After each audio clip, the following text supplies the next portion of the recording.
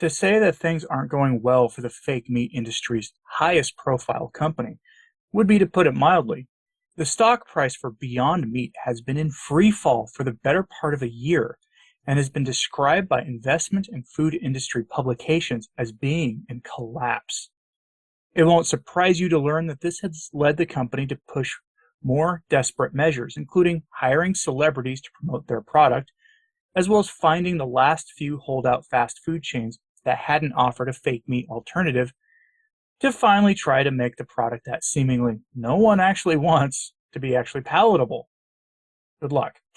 If money truly is the driving force for any processed food, then the stock price, its collapse, and the rhetoric around it are worth looking at to see if the bigger fake meat market has even a chance of being used by the elites for what they really want, to force a replacement of meat on most people, as they have rather openly stated in the past. It's worth looking at here to see if Beyond Meat has saved itself. An article from Food Ingredients First describes this dilemma rather well. No one really wants the fake meat products that are being pushed, yet two fast food chains have stepped up to give Beyond Meat another chance at cracking the market. And this article goes over the first of them. You've heard of this chain. Now, neither of these chains overall that I'll talk about today are known for having the best quality meat offerings. Here's our first headline. Beyond Meat debuts meatless Pizza Hut launch amid stock price collapse and leadership shakeup. The Beyond Meat company is apparently on its last legs, and if the latest ventures don't pan out for it, well, the company may have to sell off its assets to its competitors if they themselves survive the recession we're in or be bought by somebody. From the article, quote, plant-based pioneer Beyond Meat has linked up with Pizza Hut to bring consumers in Singapore an alternative meat pizza. The California giant is continuing its expansion efforts amid a whirlwind of external headwinds, inflation, supply chain issues, and a bearish stock market, and internal self-inflicted wounds as the company has suspended its COO for allegedly biting a man's nose. Beyond Meat is also burning through its cash stockpiles after a net income loss of US $97 million in the first quarter of the year. Similarly, through the first months of 2022, the company had a negative free cash flow of US $278 million. Wow. We are working extremely hard on bringing the business into a more sustainable position. I don't know, nothing further to that, comments Beyond Meat's CEO Ethan Brown when asked about the business cash flow. End quote. We've all heard that story before by now. If not, the chief operations officer of the company clearly had some problem in public that was likely from protein deficiency. He couldn't help himself and went after the first available source of animal protein, which unfortunately was a man's nose. Not my first choice and probably not yours, but we don't really know the long-term consequences of consuming large amounts of Beyond Meat either, given that there are some laboratory ingredients in that meat that have never been gone through approval. But the data from that article is an indictment. With a negative cash flow of $278 million US dollars, Beyond Meat may not be here in a year. It's as simple as that, really. During the shortages and supply chain issues of 2021, very few people bought their product. With rumored supply chain shortages and beef shortages coming for winter 2023, there's no reason to believe that people will buy that garbage instead, even if it's the only protein option available. People apparently will eat literally anything else other than that stuff. And if you've ever had one of those burgers, you know why. They consistently get rated by people who try them as tasting rather nasty. Continue with the article into the financial section here. Quote, financially, it looks very bad for the company. With the current situation, the company might be forced to raise capital to survive, as dwindling cash reserves are predicted to let the company dry off cash in less than a year. The business ended quarter two of 2022 with US $455 million in cash compared to US $733 at the end of last year. Beyond Meat stock is also significantly underperforming in the general market, dropping 76.5% this year to date and being 86% down from 1 year ago, with the company plunging below the US $1 billion valuation mark for the first time since it went public. Even at heavily discounted prices, investors continue to bet against the business, as over a third of the company's free float stock is in a short position. End quote. The article goes on to describe how Singapore is the fake meat capital of the world in terms of innovation, with cell-based clone meat being produced in that country, chicken, clone chicken, and other things, and much of the research being done there in that area. But here's the thing about that. Technically speaking, that stuff is still meat, even if any person with any real knowledge of the risks wouldn't want to eat that stuff either. If given a choice between only fake meat or cloned meat, they'd probably choose cloned meat, even if reluctantly. But that stock data tells an unmistakable story. Beyond Meat is failing unless they find the perfect partner to save it. Enter Taco Bell, famous for using beef that is typically used for military and correctional facility dining. Like literally, they're using the lowest quality meat they can get because it's cheap.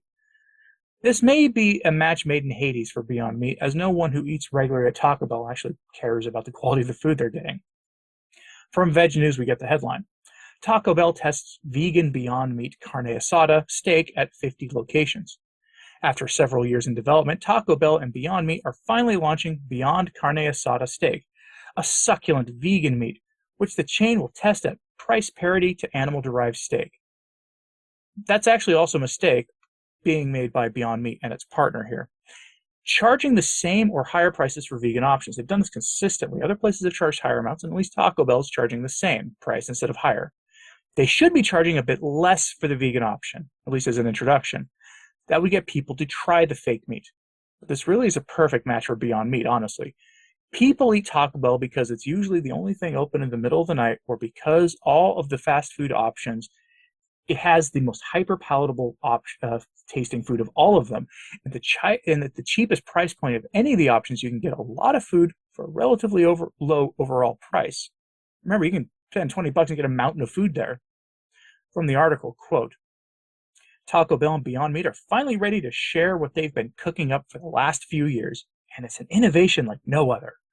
Starting October 13th, Beyond Carne Asada Steak will hit the menu for a limited time, or while supplies last. Sorry. At nearly 50 Taco Bell locations in Dayton, Ohio.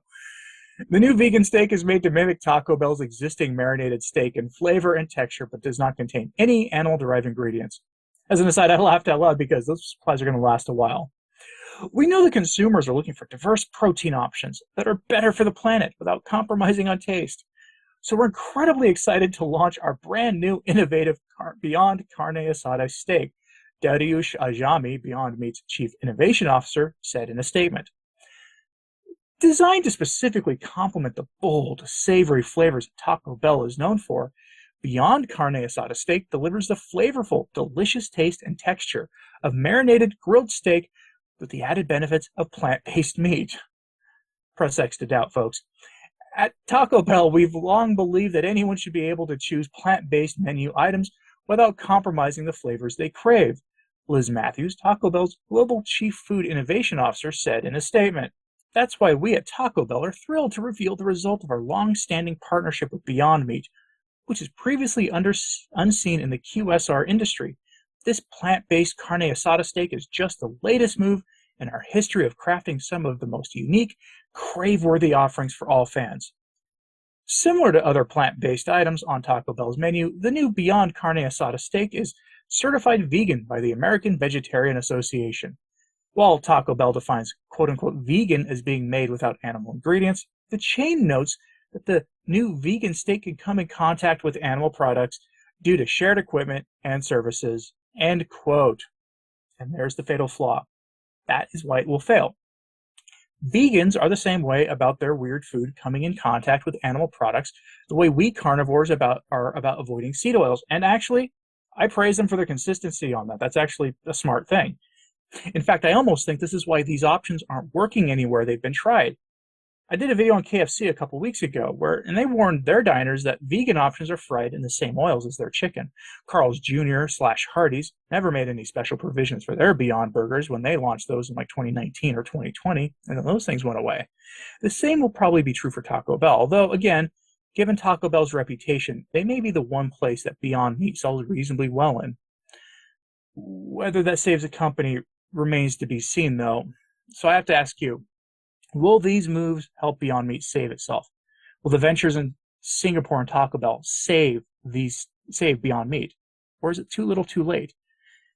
Why are they testing Taco Bell here in Dayton, Ohio instead of Seattle or Portland? Both those cities have stronger vegan and vegetarian cultures than Dayton, Ohio. I'm curious what you think about this story, so Let me know in the comments, please. Like and subscribe if you haven't. It really does help, as does sharing this on social media. That helps a lot as well. I'm Anthony Stine, the Practical Carnivore, and thanks for your time today.